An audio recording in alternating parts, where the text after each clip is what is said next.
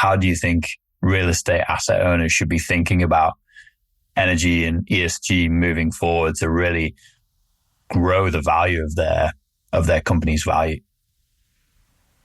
Absolutely. I think there's kind of a growing bifurcation, let's say. And so you can put your head in the sand and ignore it, and you will end up with stranded assets, and you will face higher financing costs, lower leasing rates, less leasing traffic, etc. Or you can embrace the risks and opportunities. You can work to mitigate the risks and seize on the opportunities and generate superior assets that command premium rents, have lower financing costs, and increased leasing traffic. Welcome back, everyone. And in today's episode, we'll explore how real estate owners can transform energy expenses into profit, boost property value, and attract premium tenants by investing in on-site energy solutions. Our guest today, Brendan McCarthy, is the head of real estate responsible investment at Calvert Research and Management at Morgan Stanley. He brings extensive experience in ESG investing, private equity, and real estate acquisitions. With a proven track record in creating value for investors through deep ESG research, Brendan will share insights on how asset owners are using on-site energy systems to achieve over a 10% cap rate, far outpacing traditional real estate investments. His expertise in corporate finance, real estate, and ESG investing positions him as a leader in sustainable real estate strategies. Stay tuned as Brendan breaks down how on-site energy investments can future-proof your properties, increase tenant appeal, and elevate the financial performance of your assets. If you're ready to increase your returns and sustainability, this episode will show you how to get started. So let's go. Brendan, fantastic to have you on the show. We always like to get to know our guests and dig in a bit personally. So can you share what are you passionate about? Absolutely. Thank you, Gareth. Thank you, Dan. Happy to be here. A real passion of mine in sustainability is looking at our impact on the world and how can we address that through the capital markets to improve it for future generations. I have 2 little kids, and I certainly want to leave the world a better place for them. And I think that one of the best ways to make an impact is through profit-motivated allocations of capital. And so that's what I pursue here at Calvert. We have a focus on financial materiality in everything that we look at and incorporate into our security selections and our engagements. That's awesome. And how did you end up here, Brendan? I think that intersection of finance and ESG, it's not a common path that we see people take. So where did you grow up? What excited you? How did you get into this field? Absolutely. I wish there were more. Constantly trying to get more people into the field. So if there are anyone listening, please jump in. So I took a somewhat traditional finance path. I worked in banking. I got my MBA. I worked in real estate, a real estate investment firm. And it was a great foundation for finance. But it was kind of rote, and I wanted something more. And so I ended up joining a small private equity firm that focused on environmental markets here in DC. And it was fascinating because it was the Wild West for these environmental markets, and they were opaque and illiquid. And I thought that is where I can create the most value, as well as leaving a better world for future generations. And I was there for a couple of years. Again, terrific experience. And then I realized, to really scale up my impact, I need to kind of ironically go to the most liquid, the most transparent markets, the broad public capital markets. And if I could shift massive pools of capital and allocate it in a financially material way, that will have a much larger impact than me doing deals for years at this private equity firm. And so that's what brought me to Calvert Research and Management, where I started and now run our real estate group. Wonderful. We need, like you said, more folks like yourself doing this. There's a large gap between what needs to be invested in this space and what is. And so on that front, where do you see, I guess, two sides of the coin? Where do you see the tremendous opportunities as you look ahead? And then where do you see some of the friction or challenges in getting more capital to flow into the space? I think that there are short-term challenges based on different political and regulatory regimes around the world. But long-term, there is an unmistakable confluence of sustainability and traditional fundamental underwriting. And so that's something that Calvert is leading on. We're not the only ones. I think we're one of the best.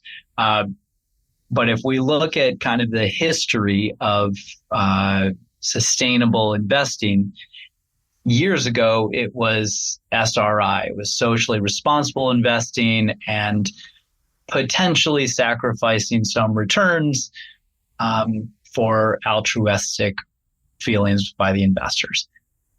Where we've shifted to today is using environmental, social, and governance factors to drive outcomes and to drive superior cost of capital, superior revenue generation, lower costs for long-term performance and resilience of that performance. And so within that shift to a focus on financial materiality, that's focused largely today on identifying risks and risk mitigation. And where it's headed is to incorporating opportunities as well, and how can we use those to drive higher revenues and lower costs of capital. Brendan, we had Brendan Wallace on from Fifth Wall a few weeks ago, and I think the empathetic side of us all realizes that many people got into real estate to manage what goes into the concrete box, and now people are being asked to think about ESG and energy and sustainability and financial optimization of the business. How have you seen that shift over the last few years? And how do you think real estate asset owners should be thinking about energy and ESG moving forward to really grow the value of their company's value? Absolutely. I think there's kind of a growing bifurcation, let's say. And so you can put your head in the sand and ignore it, and you will end up with stranded assets, and you will face higher financing costs, lower leasing rates, less leasing traffic, etc. Or you can embrace the risks and opportunities. You can work to mitigate the risks and seize on the opportunities and generate superior assets that command premium rents, have lower financing costs, and increased leasing traffic.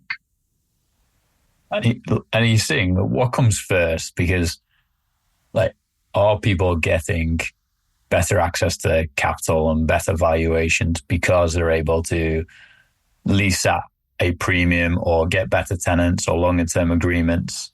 Or is it that you're able to do those things because you've got already access to the capital and now you're just trying to keep your competitive edge?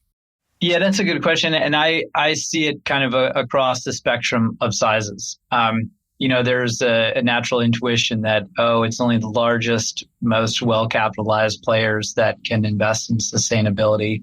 But by that same perspective, they also have the most kind of legacy issues to deal with, and it's hard for them to scale that up the more properties they have.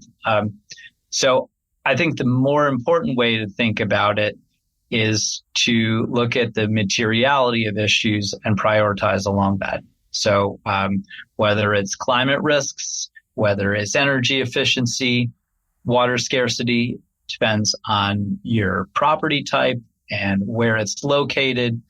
I think broadly, a key tenet of management of real estate and really management of companies overall is capital allocation. So whether you're large or small, capital allocation is a key value creator. And so within the realm of, let's say, environmental concerns, if you can identify the most material risks and opportunities and allocate capital towards them, you'll have superior growth, whether you are large or small. And let me give a little anecdote, actually. So let's think about solar panels on roofs, for example. So solar panels on roofs, I've heard anecdotally that they have a 9 to 10 year payback, right? So let's just say 10 year payback. That's a 10% cap rate on self-storage or industrial properties. Okay, so industrial properties trade at, let's say, a 3% cap rate today. So if you are a real estate manager and you want superior capital allocation, it's a pretty clear decision. Do you want to allocate it towards acquiring more assets at a 3% return or rolling out solar at your portfolio at a 10% return? And so what we advocate for at Calvert is pursuing superior capital allocation. In this case, it would be sourcing renewable energy and putting solar panels up. Yeah, I mean, when it comes down to it, I find that all the folks that I interact with across the real estate sector are, very economically minded. And when you lay it out like that, it seems pretty clear. Yeah, I think largely it's part of a bigger kind of structural shift that the real estate industry is going through. Climate risk is bringing opportunities and risks to the built environment. So we tend to think about risk, but there are opportunities. There are opportunities specifically to monetize unused assets with asymmetric risk. That sounds very wordy. I apologize. It's just the best way I can condense it, but I will give some examples. So solar panels are a good example. If you have an industrial building, for example, that has a large footprint, you're not renting it out. Any roof space, you're not renting it out. That's an unused asset. You can generate solar revenue through either putting up your own solar system there and operating it, or you can lease it out to a third-party developer who can operate the system and just pay you rent. In that latter case, you are taking on negligible costs, so your downside is capped with significant upside potential.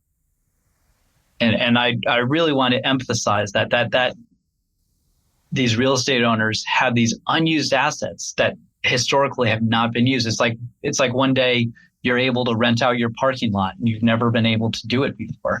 And it's almost a breach of fiduciary duty if you are not maximizing the value of your assets by monetizing them. Another example is in the timber markets. So there are large landowners that own huge swaths of trees and historically have just harvested those, and those harvest schedules followed growth schedules, maturity of the trees, and lumber futures.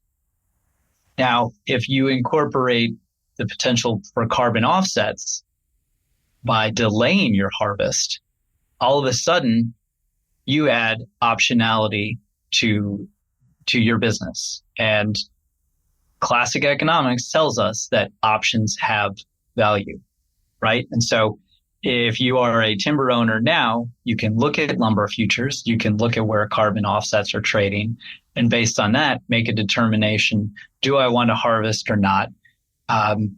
And where can I get the most upside value? And by the way, going back to the asymmetric risk, if you pursue carbon offsets and you don't harvest, your trees just keep growing, and which is your inventory. So your inventory just keeps improving. So anyway, bringing both these examples back to the central theme, this is these assets that have historically been kind of overlooked. Now there's an opportunity to monetize these unused assets with this asymmetric risk, your downside risk capped. I should also touch on the risks that are being brought about by climate change. And I like to put those into two buckets. So one is risks to the climate from real estate, and one is risks to the real estate from the climate. So let's start with the first one. Real estate accounts for 39% of global greenhouse gas emissions. That's not great. And that's why it is important to mitigate them. Now, as there's a growing focus on greenhouse gas emissions, high emitters are going to face increased reporting and compliance costs. Plus, they're going to face increased costs to become more efficient and emit less. And critics may ask, well, why is that important? Why do I care if there are greenhouse gases going into the environment? And what it really comes down to is, going back to classical economics, greenhouse gas emissions are an externality, a negative externality. And history has shown that over time, negative externalities get internalized. So I'll give a simple example. Let's say there's a factory on a river. Downstream, there are farms. Factory is polluting, and that hurts the farm's yield. Those farmers are subsidizing the factory. That's a negative externality. Over time, history has shown that the farmers, through whatever means, through regulation, through litigation, through customer preferences, whatever it is, that over time, those negative externalities get internalized. Cost to clean up that pollution ultimately goes back to the factory. And so as an investor, we want to be underweight those businesses that are going to incur future costs and have lower profits. And we want to overweight those businesses that are going to shed those unnecessary costs and have higher profits. And then going back to that framework that I mentioned, so I talked about the impact of real estate on the environment and why that's financially material and a risk. I also want to touch on the environment's impact to real estate. And so that's climate risk as we traditionally think about it. Right now, there's a tremendous hurricane bearing down on Florida, and it's and we just saw huge flooding across North Carolina. What those illustrate, or what is coming to light out of those, is how insurers are bringing forward the cost of climate change. Climate change, the risk of a hurricane or other acute events used to be far off. We're not going to worry about it. That's a problem for the next owner to whom I sell. Well, all of a sudden, insurance premiums are skyrocketing while insurance availability is diminishing. And so this is quickly being brought to the forefront. And so going back to the climate opportunities and the climate risks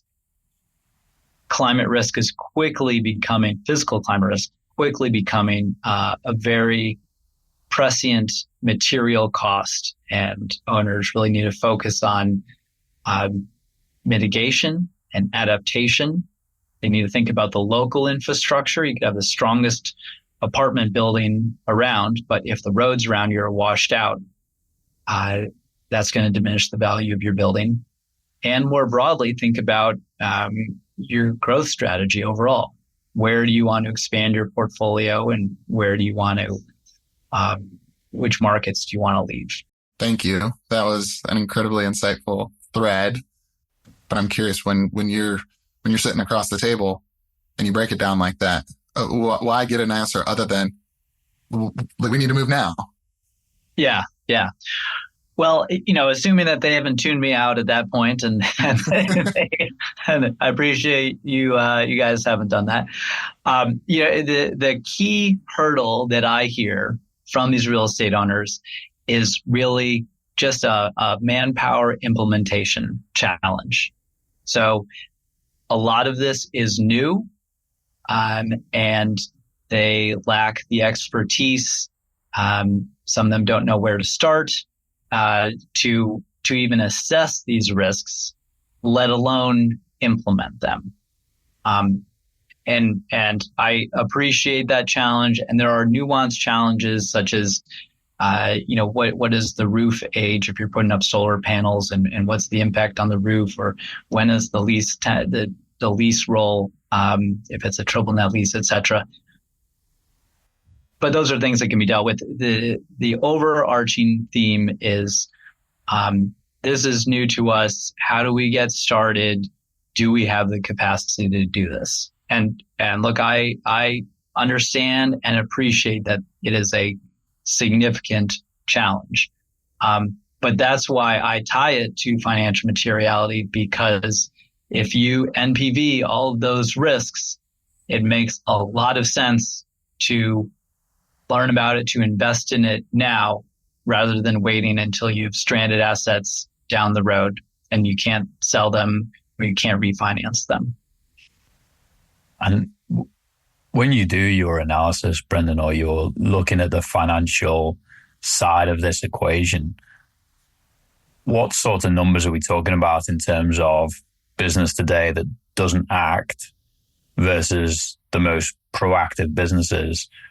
What is the enterprise value to that business? Are there any industry standards around enterprise value gain or asset value increases? Have you got any metrics that you can share that allow people to put this in perspective of the upside opportunity? Yeah, I understand the question. It's hard to generalize given the breadth of risks and different profiles of different property types.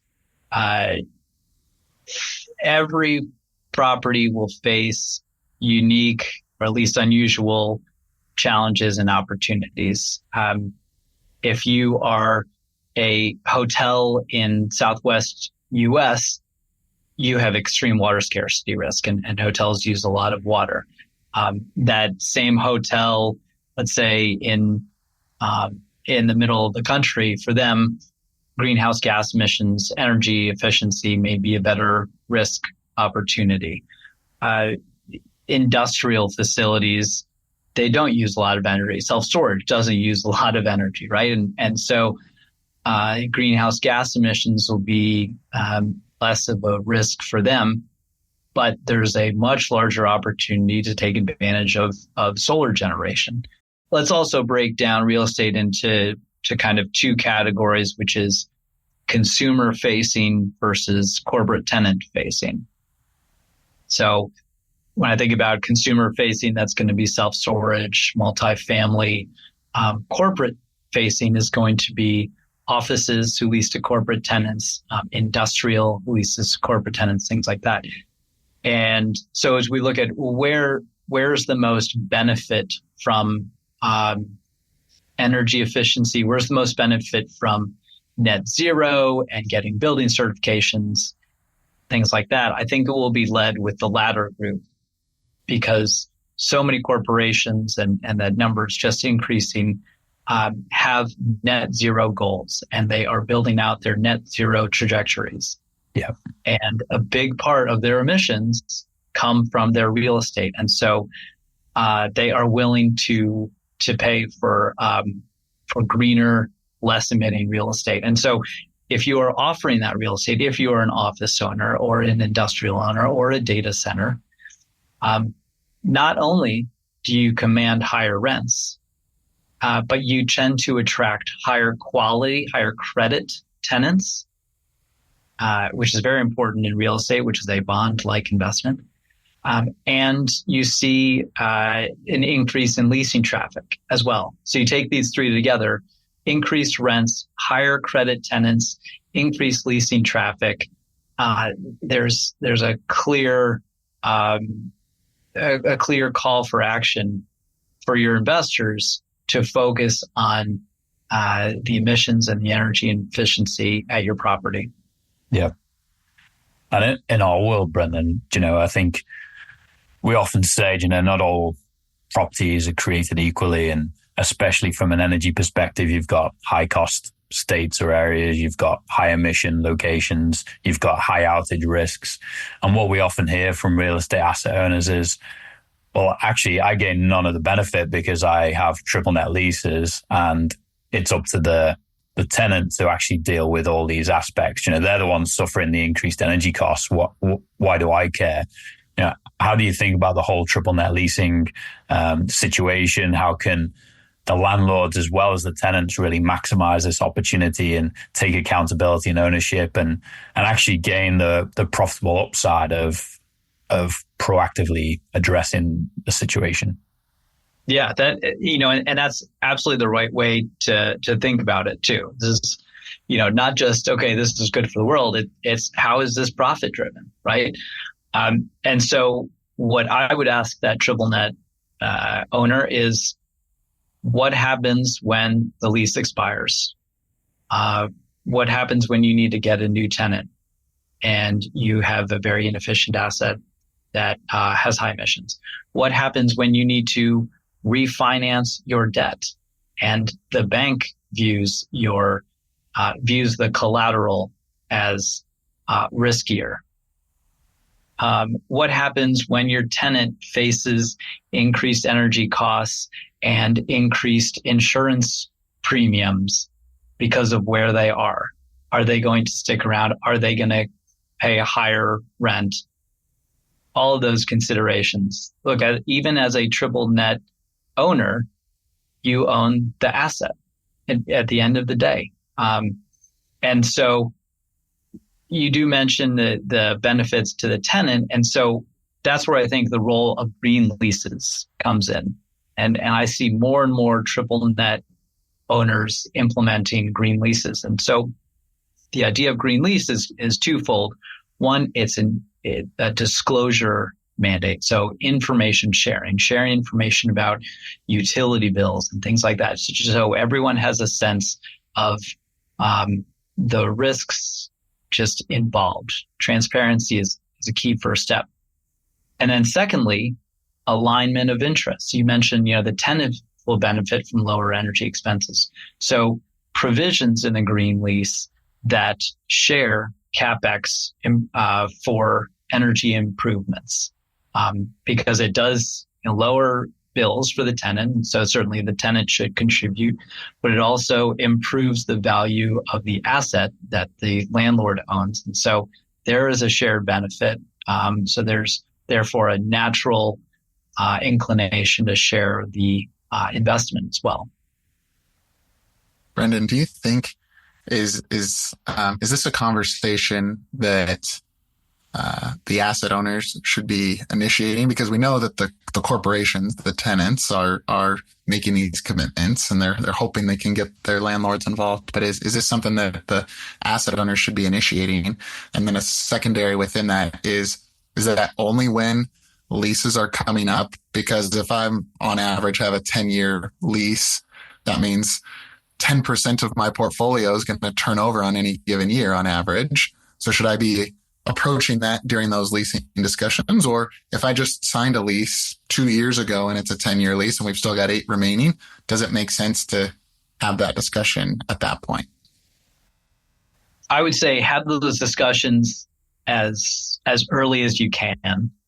To your point about, let's say it's a 10-year lease. If you don't want to worry about it for a decade, I would ask, well, what's your terminal value that you're underwriting for this asset? And does that involve refinancing? Things like that. So again, I would do it early and often, but I do think the place for lease negotiations would be when it's coming up on its expiration. Dan, what was the first question you asked there? Would you remind me? Yeah, just around, should it be initiated? Should the asset owner be initiating, or should they be waiting for their tenants to ask? Right. So to that, I would say, who faces the cost? It's, and I would argue that both of them do. So if you're a landlord and you think that all of the cost is borne by, all of the risk is borne by your tenant, then wait. But my point is that you as the landlord do face this looming risk. And so it behooves you to initiate those conversations. But that doesn't let the tenant off the hook either. As a tenant, do you want to lower your operating expenses? Of course you do. And so clearly that's an impetus that you should go and talk to your landlord. So both sides are aligned here on improving the asset, improving efficiency, improving the resiliency of the asset. So I would encourage any of the listeners who are involved on either side of that table to initiate those conversations soon. Yeah, and particularly for those long-term leases, Brendan, are you seeing owner-occupier shared investments? Yes, yeah, and certainly more so. I mean, the volume of those has ramped up over the past couple of years, and that speaks to a growing recognition of climate risk, and it speaks to kind of the growing understanding of sustainability overall, and how closely tied to financial materiality, and how that's absolutely paramount to what some investors are focusing on. So it is increasing, and it is only going to continue increasing. So if you want to be a leader in the space, or at least maintain your position, I would highly encourage you to start focusing on this today.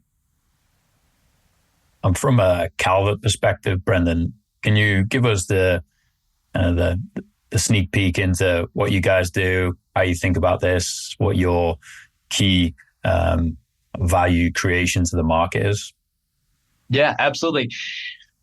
So I mentioned that we are focused on financial materiality. I cannot go to my investment committee and recommend various things that are not focused on financial materiality. That's absolutely paramount for us. So for real estate owners, like REITs and real estate operating companies, et cetera, we focus on a couple high-level factors. So on the environmental pillar, we're looking at greenhouse gas emissions. We're looking at energy efficiency. We're looking at water management and physical climate risk. On the social pillar, the biggest element is human capital.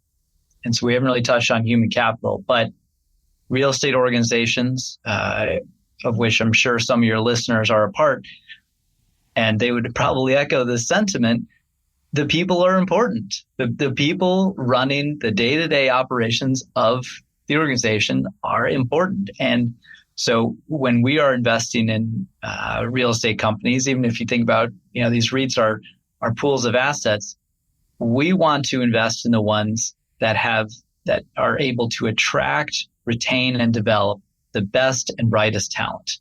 They will source the best opportunities. They will execute the best leases. They will hopefully capitalize on some of the recommendations that I've made here. But the people in the organization, again, are so critical. Mm.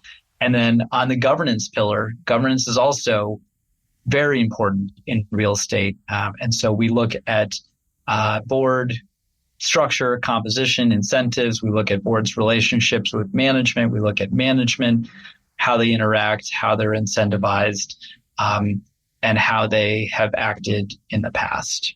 Yeah. And the last thing we look at in governance is diversity and inclusion for these organizations. And our research has shown that organizations that are better at promoting diversity and promoting inclusion tend to do better over time. And a lot of that is because they are able to attract and retain a broader swath of talent. Basically, they can pick from a broader group of talent and pick the very best and retain the very best too. So that is not a factor to be underlooked. Mm. And when you're looking at the social aspect and the team aspect, are you also looking at the enabling technologies and platforms that the business are using to enable them to essentially do more with less, while also maintaining the culture and the structure and the engagement and the training? Because I think you touched on this before, is one of the biggest objections is normally, we're a lean team managing a huge portfolio. Do you go into that level of assessing how are they actually managing their business? Yeah. No, I'm glad that was a good connection to what I said earlier. And our research has found that those firms that perform better, that have better human capital, they are better at attracting, retaining, developing that talent. That correlates with lower G&A fees. So if you think about for REITs, G&A is essentially the management fee. Management fee is a big part of that. And so the takeaway from our research is that the firms with better human capital are able to operate more efficiently, less expensively. And big part of that is they have less turnover. So that less recruiting costs, that's less opportunity costs from downtime, less institutional knowledge lost. They have just more cohesive, better operating teams that operate more efficiently, which translates to, solid returns for the investors. Yeah, that's awesome. I could go all day.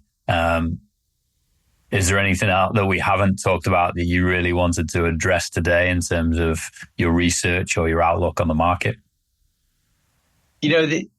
I do just want to highlight that it's important for investors for owners of real estate to understand their property and understand not just the environmental risk, but really look at it holistically. For example, data privacy is an emerging issue. And it seems strange. Well, why is data privacy important for real estate? They just own bricks and mortar. But if you focus on self-storage companies that are increasingly automating processes, if you focus on multifamily, historically you go and rent an apartment and you give them sensitive personal information, and those companies used to just kind of check that, okay, is this person going to pay their rent? Yes, we'll give them the apartment. Now, and in recent years, they're understanding this is a tremendous wealth of data that we can tap into for pricing analytics, for markets, for where do we want to acquire, or do we want to dispose assets, all that. So they're going full in on that data collection. That presents a risk because bad actors also recognize the value of that. So, I do just want to hammer home, look at your property and look at the dynamics of it. What makes it different from others? Is it industrial? Is it some asset that has a large footprint where you can put solar? Are you interacting with customers a lot? Does that present a risk? Where are you from a climate risk, and how is that risk going to be brought forward? What is the infrastructure around your asset? And is that a risk? Should you be engaging with the local municipality on that? Really, your properties better than anybody. So look at them and understand the risks and opportunities outside of traditional leasing risks and opportunities. Yeah, that's a great way to round out, I think, today's conversation. We'd love to just finish off with a few power surge questions, if you're good with that, Brendan. Absolutely. Cool. Well, you've touched on solar a lot, but if you could be any energy technology, what would it be and why? If I could be any energy technology, I would, I think I would be direct air capture. And say that because it's a burgeoning market, certainly a nascent technology. The credits for direct air capture go for a magnitude. Last time I looked, credit for the offset credits from direct air capture were $600 metric ton, compared to nature-based credits, which were hovering around $19 to $20 a ton.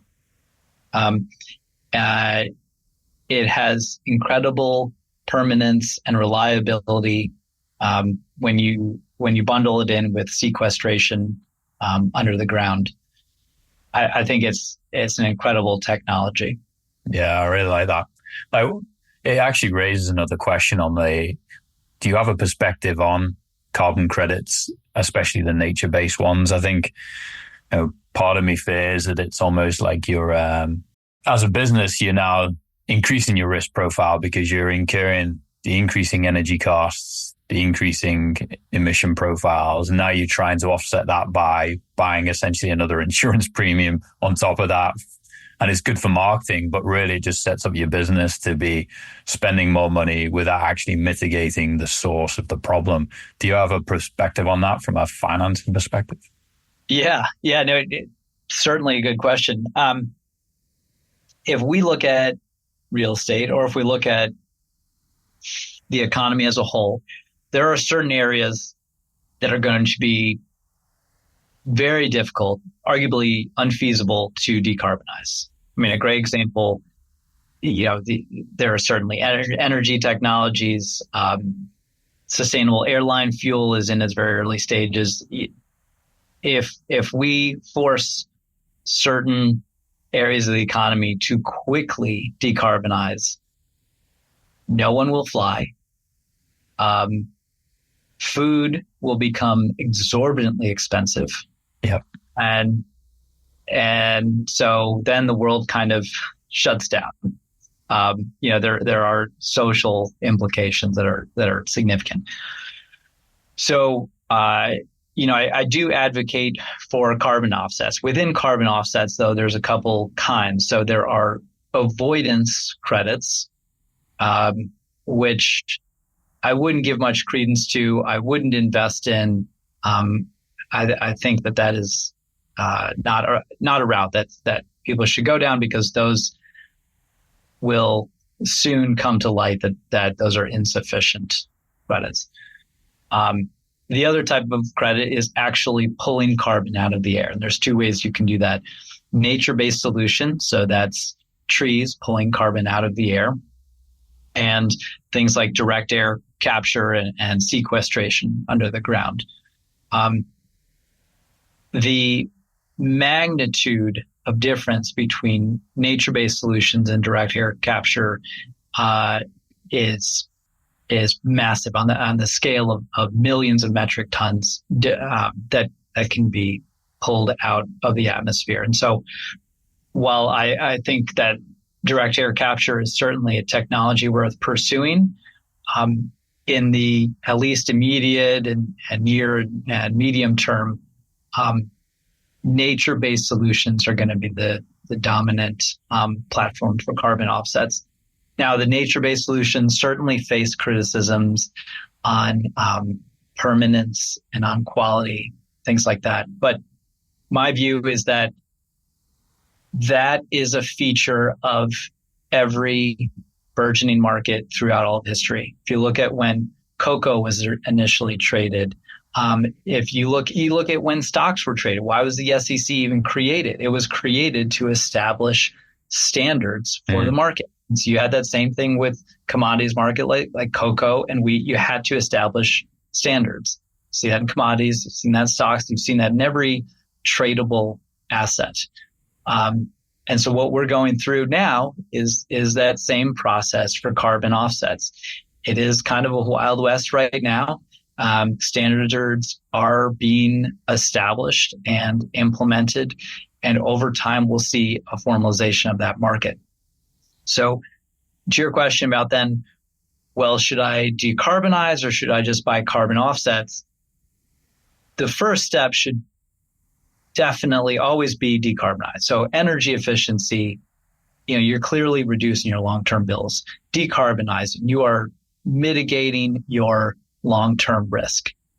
Beyond that, for the remaining emissions risk that you cannot kind of financially mitigate, then there's the opportunity to mitigate through carbon offsets. Yeah, I really like that, and I agree completely.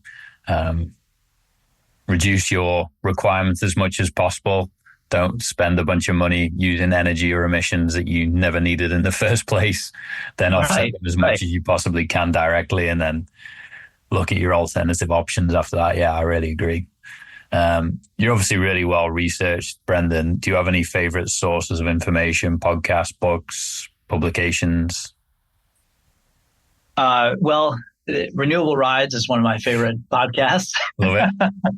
But other than that, outside of Renewable Rides, I think it's important to get a variety of sources. And so I don't want to kind of advocate for a specific one. But I do want to advocate for reading, seeking out multiple viewpoints. And so just to put some more color on that, every day I'm reading everything from blogs, obviously listening to podcasts, to academic white papers that are coming out all around the world. And sometimes I disagree with them. Sometimes they can be, especially academic papers, can be very dense. But it's important to get as full of a picture as you can, because that certainly shapes your perspective. Yeah, I love it. You advocated for the right one.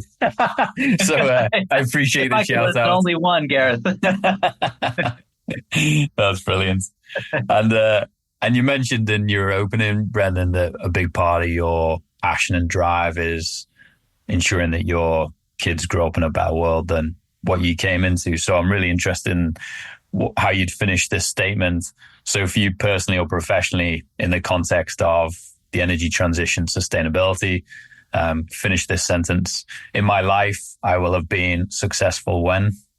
I will have been successful when sustainability is no longer a thing. I will be successful when there's no difference between traditional underwriting of investments and climate risk and energy efficiency and water risk and human capital and governance practices. At Calvert, we view that as all the same thing. And so I will be successful when those are not viewed as two separate worlds. Yeah, I love that. Great way to finish. For those who want to learn more, where are they best finding you? Calvert.com is our website, and we there's a wealth of information on there. It's been a pleasure. Thank you for being very kind with your time. Learned a huge amount today, and love bringing it all back to the economics of it all. This actually all makes sense, doesn't it? People just have to figure out how to translate opportunity and risk into dollars and cents. Absolutely. Thank you, Gareth and Dan. Take care. Thanks. Whew, Gareth, what an insightful conversation. Brendan has clearly been spending the better part of his career really digging into these details across the commercial real estate space. I know you had an opportunity to even chat with him after the interview. What were some of the standout items for you? Yeah, first of all, I really like the intersection of what he's working on, ESG and finance. And I loved his final comment about, for him, success looks like sustainability actually not featured in finance conversations at all, because it's just a natural part of doing business. I think the biggest takeaway for me is that all real estate asset owners want to run a business and drive profitability and good outcomes. And it's a fiduciary responsibility to maximize your returns for all your stakeholders. And today, energy is becoming such a critical aspect of the discussion around real estate. And instead of maybe the traditional model of continuing to acquire more assets at a low 3% yield or 5%, there's now a real opportunity to maximize this asymmetric risk opportunity of investing in assets that have very little downside. There's some maintenance costs. A few things can go wrong, but in the grand scheme of things, you're investing in a 20 to 30 year asset that just creates so many stackable benefits, ranging from improved NOI, increased property value, attracting and retaining the best tenants and being able to charge more for your leases.